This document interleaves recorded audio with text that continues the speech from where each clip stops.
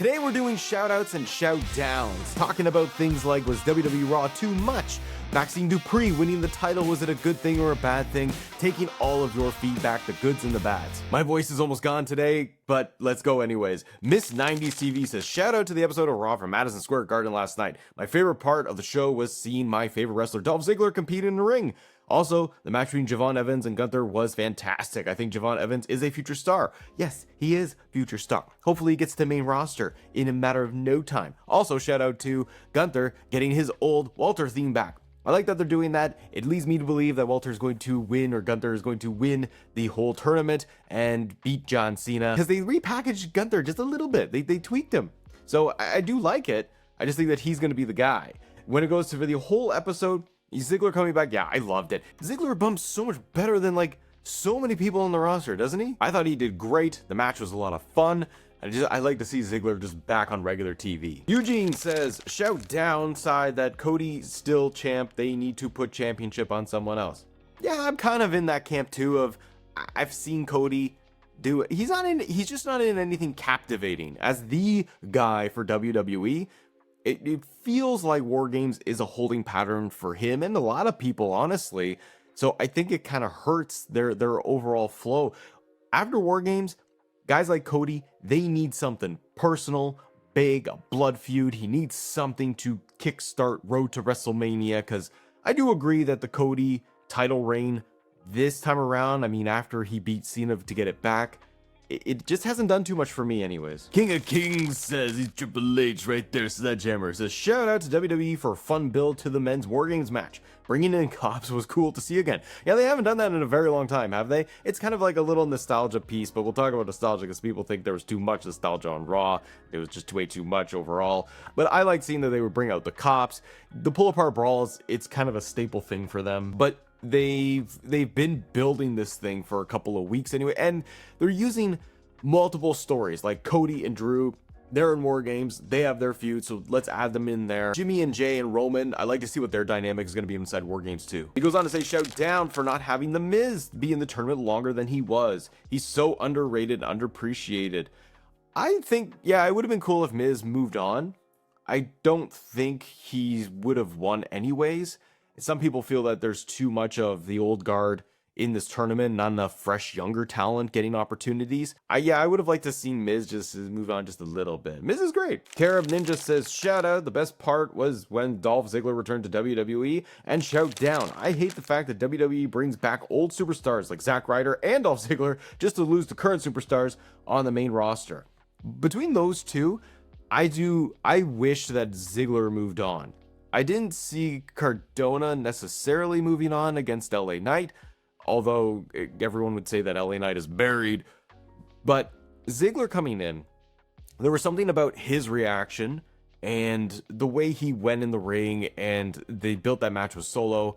I felt it made me feel like he had. This is why Ziggler, I feel like, needs to be on TV again, is because Ziggler did such a great job of making me feel like he had a chance to beat Solo and move on. I wouldn't expect him to win a tournament, but he made me feel like he had a chance. Cardona, that match just felt like, hey, cool, Zack Ryder, Matt Cardona's back. Okay, let's have some fun.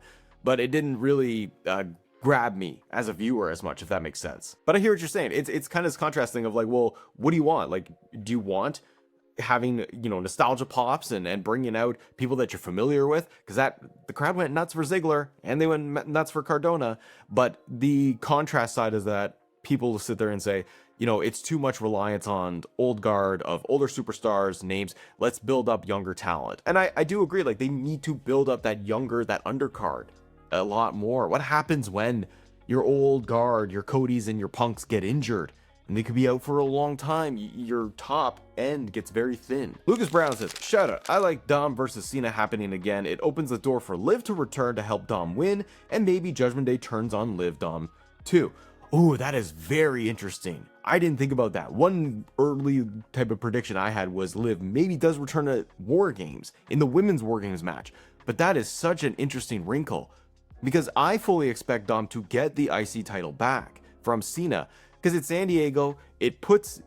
Cena's hit his accolades, right? He's got it all now. So it's fine. We're all kind of just trying to almost get to the end and see what the final match is going to look like.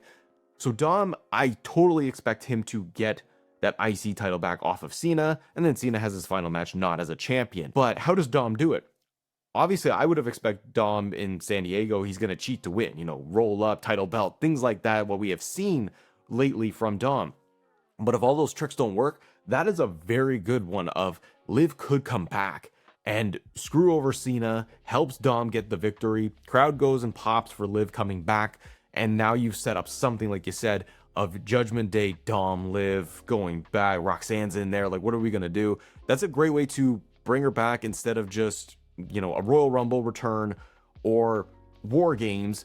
And it's like, well, how does she fit in all of that? So I like that a lot, and it gives Dom an excuse to win. Monglay says, shout down for WWE having 0 PLEs main events for the entirety of 2025 that features the women's division, especially with 2 nights SummerSlam. It's unlikely women's War Games will be main event, even if the women's War Games has a little bit more story compared to the men's. Yeah, they have not done enough this year to elevate. Now they did Evolution, which is in its higher PLE, right? And that show was great, but that showed me that, hey, you could feature them at a higher level. PLE specifically, yes, I totally get it. They need to write more compelling stories for the women. That's all it is, really, because you have the talent. It's just you feature them enough, and they have been on, Raw, and we've seen a little bit more main events with the women, but not for PLEs like you're saying. And I think you don't have enough really big, interesting stories that compel that. I mean, Jade just got the title off Tiffany, and Tiffany has been kind of middle of the road lately. Like, she hasn't been anything compelling. Again, that's not her. That's the writing for it. Write something compelling for that person.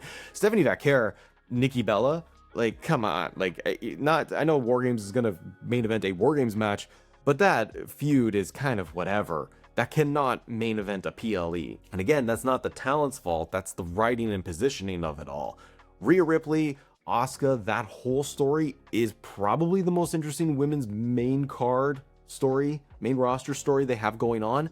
And I don't feel like it gets to the main event. It could on like a B-level PLE, but they got to do more, especially they're heading into WrestleMania season. It's going to be harder and harder for them to get that main event spot. Wheel of Time says, picky shout downs. Brock oversold the Superman punch. Interesting. The constant officials separating wrestlers is getting really old, and the spear through the barrier looks as painful as the people's helpful. Okay, I do like that. Maybe it is a little nitpicky.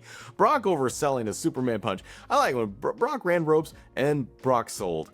I'm okay with it. I see it it's all the hype and all of that energy going into that main event moment. Yeah, Brock's got to sell that thing. I mean, he could have hit the Superman punch, bounced off the ropes, and went into a spear and rolled out.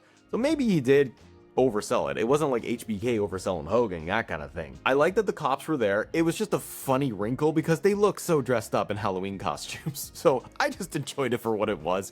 But I do understand how people feel where they say, there's too many pull-apart brawls. It's a Triple H thing. Like, how many times are you going to have WWE officials come down, pull apart 2 people? It works, but when it's overdone to the extent that we see it almost on a weekly basis, like if Brock comes back, you almost guarantee a pull apart thing. If you have Cody and Drew fighting ringside, they do a pull apart. It does happen a lot. And so it loses that special feel of like, oh wow, chaos. I like it sometimes when they do the pull apart and it's like the beginning of Raw. Remember like 2 years ago, I think they did this and it was like they had pull aparts with Seth and somebody and they just started brawling. It was the opening to Raw. So then they had the pull apart. It works. But when it's main event, there's already so much chaos. You really need that. Also, I will say this, to follow up with your little nitpick, you already have the cops out there and you want to add WWE security. Like, I know you want the chaotic mayhem of an ending to Raw. You got that. It's a lot. So maybe they just need to turn that dial down when it comes to, doing pull aparts. Mr. The Great says, shout out to WWE and making it fun to watch lately, unlike before where I would just go to highlights. Yeah, last month, I would say, and I said this in my Raw recap a little bit, but in the last month for me, I have felt that they have been on a bit of an upswing. Not every Raw is a 10 out of 10 and most watch and must watch and everything, but they have elements in there that have really worked. We've seen a lot of title changes. I like that because you need to shake things up. even especially on that mid card, lower card. Like, come on, change those titles around, and they have. So it creates new opportunities, new stories. Jade getting the title, I like that. I was kind of burnt out with Tiffany. Maxine getting the title the other night, I think that's really great for her because it opens the door for new people to step up. And it's getting away from the standard names that we are so used to seeing. Like Becky and Bayley, like I like all of them. I do. And I'm glad that they are in their own stories. Becky and AJ Glee, they can go off and have their big story. So it opens Maxine to have a story with, why not Ivy Nile or somebody like that? Or somebody new from NXT. Maybe Lash Legend when she finishes up at War Games. That would be cool. He goes on to say, shout down also to WWE for not letting Zack Ryder or Dolph Ziggler win. It wouldn't even have to be against their original opponents. It could be against The Miz or R-Truth. You're saying like let's slot them in differently when it comes to the tournament. Yeah, I think it would have been cool for either guy to move on because it would have left, I think, people that a little bit of what if. Like Solo especially, I feel like, why did he need to move on? I'm gonna guess that Solo faces Bronson Reed and Bronson Reed beats Carmelo Hayes to move on. So it would have been cool if one of those names did squeak out a win. You're like, oh my gosh, they have a TNA guy, they have an indie guy, they have somebody else that's gonna move on. WWE and DBZ says, shout out to Jade Cargill's heel turn and winning the women's championship. I'm glad to see her more dominant side. Me too. Reminds me of AEW. I'm okay. She goes in there, she's squashing BFAB. Fine. She has like a 20-second microphone promo where she just says she's the baddest. Great. That's what I want from Jade. Powerhouse, dominant, scary. Because I think eventually it's going to be the Bianca Belair return, big pop, and she confronts Jade. And maybe that's the WrestleMania match. That would be my early guess there. I like what the direction they're going because it's fresh. And you can have a dominant heel run with that belt for several months, maybe even to WrestleMania. Then he goes on to say, shout down to us getting War Games at the Survivor Series PLE instead of the traditional elimination match. I really miss having the elimination tag match at Survivor Series. I know we are getting it on SmackDown this week, but it's just not as special. Me too. I think that you could have not done Vac Hair versus Bella at Survivor Series. I don't think that thing has a build in there that people are really clamoring for. Like the reaction to Nikki Bella attacking Stephanie was not hot. And it was kind of whatever promo with her. Also, it was just like knocking her from behind, but Stephanie just laid on the ground and let her yap at her for 2 minutes. But regardless of that, I do feel that kind of match, that could be slotted for Raw. Like make that a Raw main event if you want to do that. The Raw after Survivor Series, that's fine.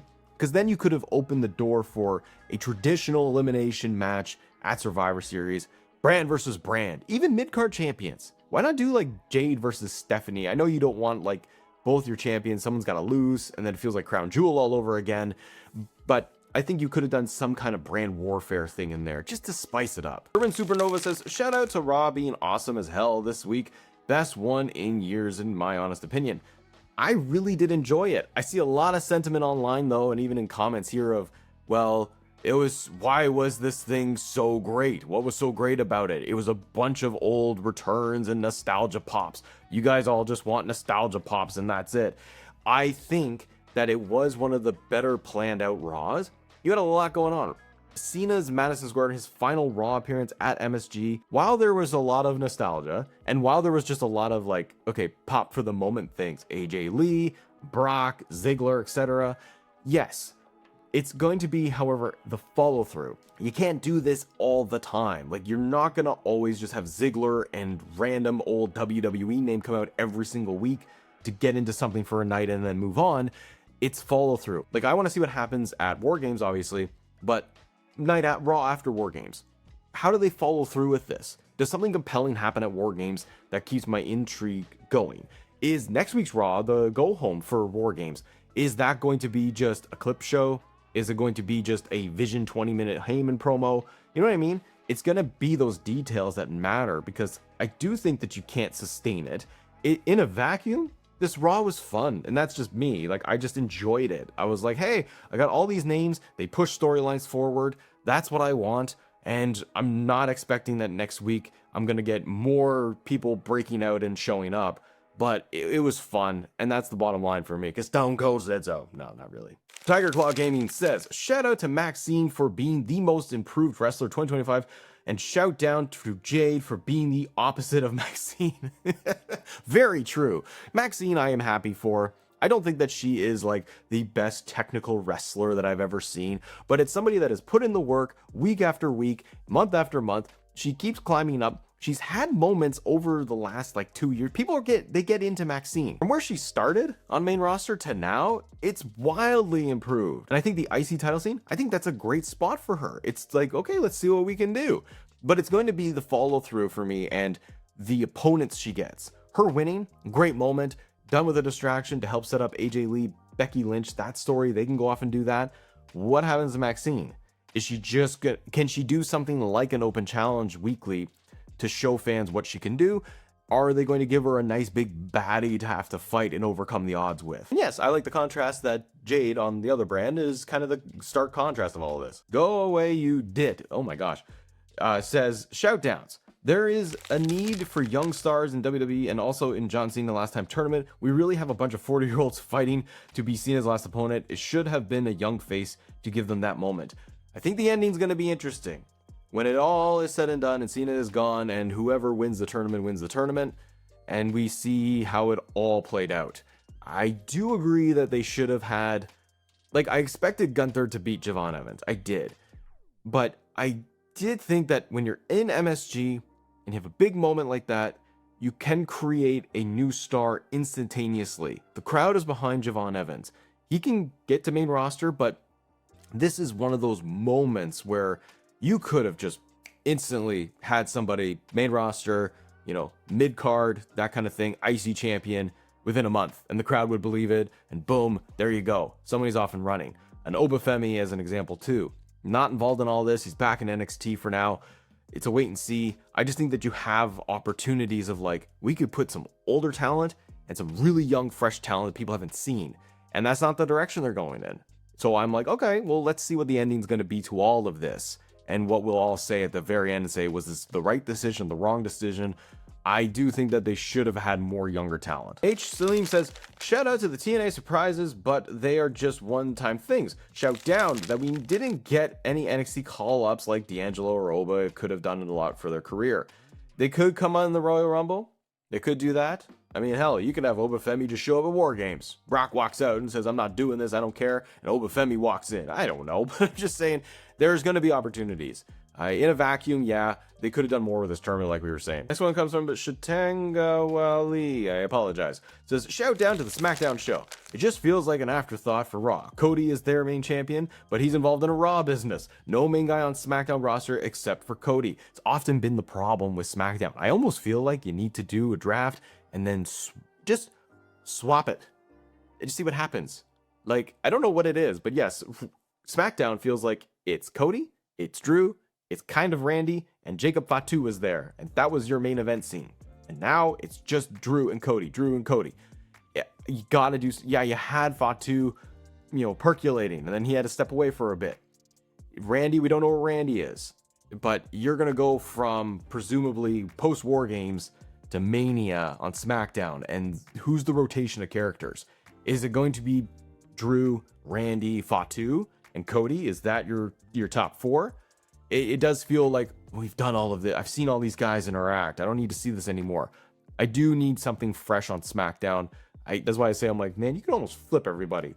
Put Cody on Raw, and then put Punk on SmackDown, and Punk goes with whatever, the Vision, if you really want to continue that story or not. They do need some fresh names, I think, in that main scene. It starts to wane on me too, where I'm like, I've seen everything Cody's doing with this crop of people. Jack says, hey Jack, shout out to WWE for making me want to tune back into TNA again. Hey, that's a big positive there.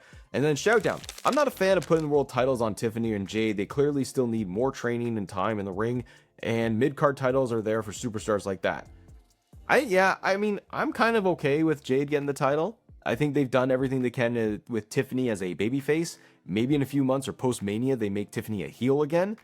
I think that ran its course with Tiffany. So I just feel like it's also just coming down to, you didn't put Tiffany in anything compelling. She didn't have any real personal story. Like, I'm a sucker for just, hey, you got a big personal feud. I like that stuff because you can flush out the characters more. And I feel like that's what I was missing with Tiffany. It was that it's always Tiffy time. And then she does a match, moonsault, and that's it. She was never in anything where it was beyond somebody wants to challenge her for the belt. And I think that, at least for me, that's what was missing. Jimbo Slice, shout down to AJ Styles never following up on management not wanting him there. Why was that angle just dropped out of the blue? That is a very good call, good pull, my friend. They didn't do anything. AJ did that promo during like the commercial break thing on Raw that one time, and he's like, backstage management, keep me down, and that was it. But then he went on to do, that was before the John Cena match, yeah, and then he's got the tag titles now. So it's an interesting wrinkle they just dropped, but I think WWE does this fairly often, more often than maybe we realize. They have certain directions and nuggets of stories, and then it's like, that doesn't work. We're going to move on. We're going to pivot. I thought it would have been very interesting if they did tell a personal story for Styles, that he is being held up. But now they can't say that because it's like, well, we gave you Cena, and now you are tag team champion, so you're not being held down. So they can't even do that. I would like to almost see like an authority thing of Styles getting screwed over in some way, but we have two babyface GMs and it won't work that way. I am honestly, I don't know about you, but for me, I am honestly at a point where I'd almost like to see a heel GM again. We've gone through the years of the authority, McMahon, all of that. It's very cliche to have a heel general manager. I think that's on it as I'm thinking it through. That would do so much for CM Punk because he's just in feuds right now with the Vision over and over again. But if you had a heel general manager, I don't know who, but somebody that would clash a lot with Punk, like what if in an alternate universe, Paul Heyman was back as general manager and he's screwing over Punk? You could tell such a much more compelling story. It'd be very much like Austin McMahon in my eyes. Somebody who's got too much power, too much authority, and they're going crazy with it, and Punk has to rebel and go against it.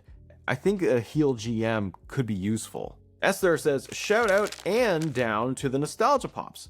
It's great to see wrestlers return, especially if you're there live. However, nostalgia is not sustainable and WWE will run out of people to bring back due to age, retirement, who's considered star power, etc.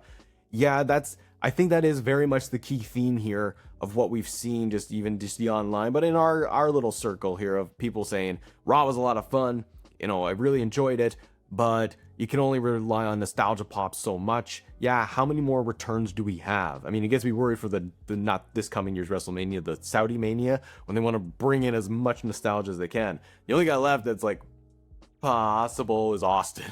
Like he's the only guy that's left, unless you can convince The Rock to come in and do an actual match or story and not just, do a stage thing and then leave after 2 minutes and never show up ever again. I think it's about balance. Great to have pops. Like Jericho is another name. I fully expect Jericho to show up, maybe even at the Royal Rumble. People will go crazy. Live crowd, like you said, will go nuts for that pop. When you hear Break the Walls Down, they just will. And there will be a sector of online that say, oh, this is ridiculous, build a new star. And people in the live crowd and other people say, this was awesome, this was great, hey, let's see what happens, it'll be fun. I think it's about balance. They really shoved everything they could in MSG. They really did. Like outside of Austin or Jericho showing up, they used everybody. It's going to be about what's the follow through. And if you bring somebody like even AJ Lee makes a return after a month or whatever of being away again, now how are they going to build that story with Becky? Let's see if they can do something really compelling. Those are your shout outs and shout downs. Thanks for submitting everything. If you guys want to talk more WWE RAW, our review, it's right here. We go in depth about everything. Have a great day. See ya.